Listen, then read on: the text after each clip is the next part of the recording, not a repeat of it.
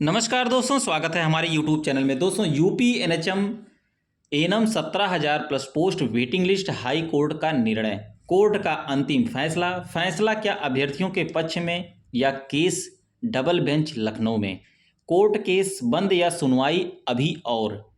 सबसे पहले वीडियो को एक लाइक करिएगा, चैनल पर नए दोस्तों सब्सक्राइब जरूर कर लीजिए और वीडियो को ज़्यादा से ज़्यादा शेयर करिएगा। दोस्तों, कमेंट के माध्यम से बहुत से अभ्यर्थी पूछ रहे थे कि सर जो 14,572 केस नंबर जो था, क्या ये केस फाइनली सुनवाई हो गई है? अगर सुनवाई हुई तो इसका फैसला क्या निकल कर आया है? तो दोस्तों, वही मैं आप लोग को बताने के लिए यह वीडियो बनाया हूँ। और इसके पहले भी मैंने वीडियो में बताया था कि केस डिस्पोज हो गया है। अब इसका क्या मतलब होता है दोस्तों, वो भी मैं आप लोग को बताया था। लेकिन अब जो मैं बताने जा रहा हूँ वो बहुत ही महत्वपूर्ण जो है टॉपिक है। कुछ अभ्यर्थी कह रहे हैं कि क्या केस डबल बेंच लखनऊ में पहुंच गया है। वही सब दिखाने के लिए दोस्तों मैं बता रहा हूं। वीडियो को स्किप एकदम ना करिएगा।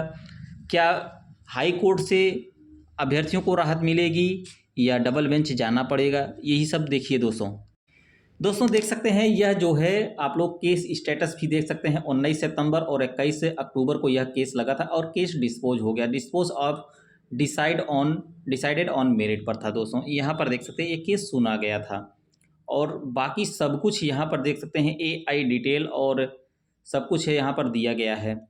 और इस सुनवाई जो हुई थी वो भी आप लोग को मैं दिखा दे रहा हूँ दोस्तों। और यहाँ पर जो ऑर्डर आया था दोस्तों वो भी मैंने आप लोग को दिखा दिया था। ये सब आप लोग जानते ही हैं। अभी दोस्तों ये जब चेक किया जा रहा है तो अभी यह दिखा रहा है कि केस जो है डबल बेंच में नहीं गया है, क्योंकि कुछ अभ्यर्थी कह रहे थे कि सर केस डबल बेंच में जाने की उम्मीद लग रही है क्योंकि अभ्यर्थी जो है असंतुष्ट हैं। लेकिन दोस्तों अभी तक डबल बेंच में यह केस नहीं पहुंचा हुआ है, क्योंकि अभी सर्च करने पर यही हो रहा है। आप देख केस स्टेटस देख रहे हैं तो यही दिखा रहा है, केस जो है डिस्पोज ऑफ दिखा रहा है। अब देखिए दोस्तों, इसका क्या मतलब होता है? क्या फैसला सुना दिया गया है? क्या इसके आगे और भी कोई जो है रास्ता है? वो सब यहाँ पर देखिए। केस डिस्पोज का मतलब दोस्तों यही होता है, उच्च न्यायालय में किसी मामले को तब निपटाया हुआ माना जाता है जब वह अंतिम समाधान या परिणाम पर पहुंच जाता है और मामला निपट जाता है। इसका मतलब है कि मामला बंद हो गया है और इसकी अंतिम स्थिति निर्धारित हो गई है। एक ये मतलब होता है। और उसके बाद दोस्तों यहाँ पे देख सकते हैं किसी मामले का निपटारा कई कारणों से किया जा सकता है, जिनमें शामिल है दोषी करार दिया जाना, मुकदमे में दोषी या निर्दोष पाया जाना तथा खारिज कर दिया जाना। अब इसके बाद तीसरा देख सकते हैं दोस्तों, किसी मामले का निपटारा किस प्रकार किया जाता है, यह विशिष्ट परिस्थितियों और मामले को नियंत्रित करने वाले प्रासंगिक कानूनों पर निर्भर करता है। ये भी आपको समझ में आ गया होगा। अब इसी में आपका है दोस्तों, इसी पॉइंट में आपका भी है। एक मामला खारिज किए गए मामले से भिन्न होता है, जिसका अर्थ है कि मामले को बिना किसी आगे की कार्रवाई या समाधान के अस्वीकार या समाप्त कर दिया गया। यानी आपका यही पॉइंट जो है निकल कर आ रहा है दोस्तों। और फिर इसके बाद एक मामला दोस्तों कुछ ये हो सकता है, कुछ मामले में निपटाए गए मामले को कुछ परिस्थितियों में फिर से खोला जा सकता है, जैसे कि नए सबूतों की खोज। हालांकि अदालतें आमतौर पर बिना किसी आधार के खारिज किए गए मामले को बहाल नहीं करती है। यानी सबूत सबसे बड़ा जो है मैटर रखता है। अब दोस्तों इसके साथ में मैं आप लोग को एक चीज़ और बता रहा हूँ। यह जो अभ्यर्थी कह रहे हैं कि मामला डबल बेंच में जा सकता है, मामला डबल बेंच में गया है। दोस्तों देखिए, अगर आप असंतुष्ट हैं, यहाँ पर देखा गया है देखिए, और क्योंकि यहाँ पे जितने पॉइंट हैं इसी में एक पॉइंट आपका भी है दोस्तों। मामला खारिज किया गया, मामला जो है केस डिस्पोज कर दिया गया है। इसमें दोस्तों एक चीज़ और आप देख सकते हैं, अगर मामला सुरक्षित रखे जाने के 6 महीने से ज़्यादा समय तक नहीं सुनाया जाता है तो पक्षकारों को हाईकोर्ट की अलग बेंच के सामने फिर से सुनवाई करने का पूरा अधिकार है। लेकिन दोस्तों आपका मैटर जो है सुरक्षित है नहीं, केस डिस्पोज हो गया है। अगर ऑर्डर रिजर्व कर दिया गया होता, सुरक्षित होता और 6 महीने से ज़्यादा समय लग जाता तो सुनवाई जो है अगली बेंच में भी हो सकती है और फैसला अभ्यर्थियों के पक्ष में भी आ सकता है। कुछ लोग करें कि रिजर्व होना, तो रिजर्व का दोस्तों मतलब ये होता है। एक चीज़ और बड़ा प्रश्न है दोस्तों, क्या केस डिस्पोज होने के बाद फिर से शुरू हो सकता है? देखिए, यदि आप न्यायालय के निर्णय से असंतुष्ट हैं तो निपटाए गए मामले को फिर से खोला जा सकता है यदि मामले का कोई पक्षकार असंतुष्ट नहीं है। इस बेस पे दोस्तों, यदि मामले का कोई भी पक्षकार असंतुष्ट नहीं है तो मामला जो है, अगर आप न्यायालय के निर्णय से असंतुष्ट हैं तो आप जो है खुलवा सकते हैं। यदि कोई गलती या अनजाने में कोई आश्चर्य हुआ है तो राहत दी जा सकती है, जो प्रभावी रूप से आगे की कार्रवाई के मामले को फिर से खोल देगी।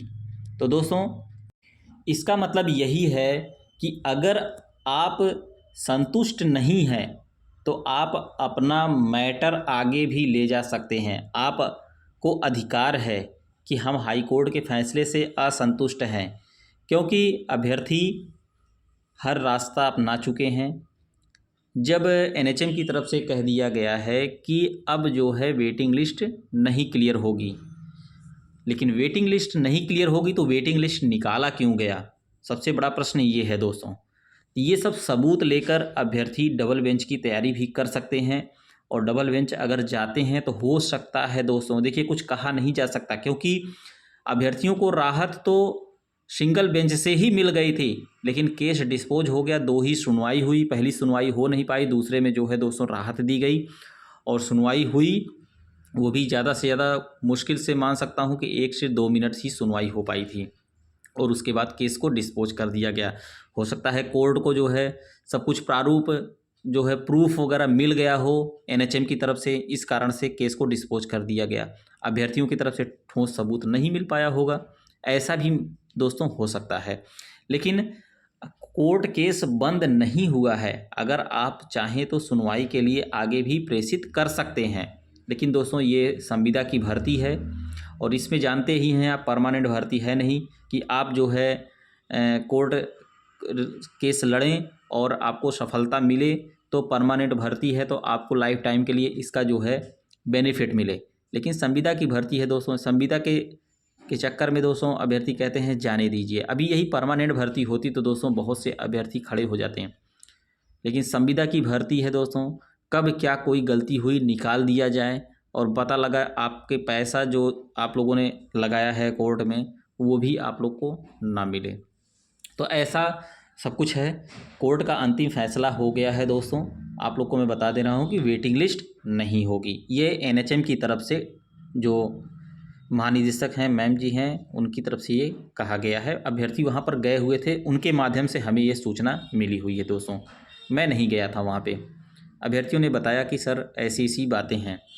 तो मैं आप लोग को ये बता दे रहा हूँ कि अब वेटिंग लिस्ट को एकदम आप भूल जाइए, और कोई भी केस के चक्कर में अब आपको नहीं पड़ना है। ना तो आपको सिंगल बेंच में कोई फिर से रेट डालनी है, ना ही डबल बेंच लखनऊ में कोई भी।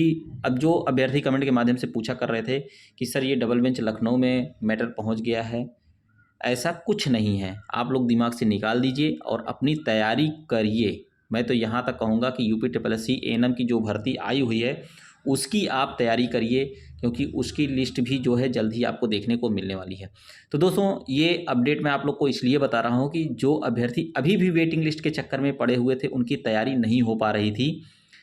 परमानेंट भर्ती जो 5272 पद UPSSC से आई है, बार बार उनको यही दिमाग में हो रहा था कि वेटिंग लिस्ट आएगी तो मेरा हो जाएगा, वेटिंग लिस्ट में मेरा इतना नंबर है, मेरा हो जाना चाहिए। अब वो लोग अपने दिमाग से ये सब निकाल कर फ्रेश हो जाएं और अपनी तैयारी करें परमानेंट भर्ती के लिए।